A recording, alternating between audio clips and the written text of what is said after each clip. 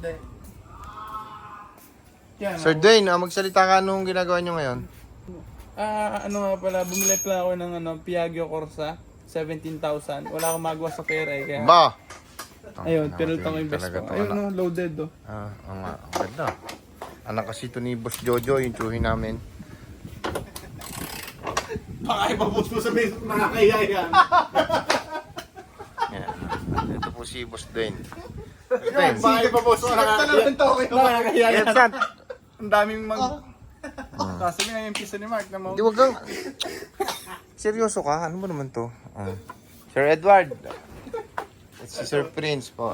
Hello. Sir Edward ang interview. Kasama kami dito. Ito po si, engineer. Engineer Jun. Jun Olvega.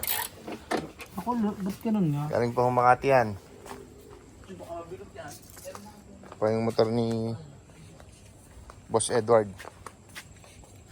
Kapitan sa barko may-ari niyan. Takot sa asawa yan. Tsaka yung Italjet ni Prince.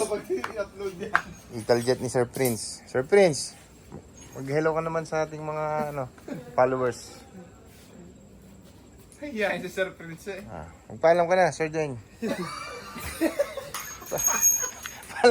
Teka lang. Magpaalam ka na, Sir. Ang magpapaalam si Sir Mark. Dapat si Sir Mark manood din eh. Ikaw. Thank you, guys.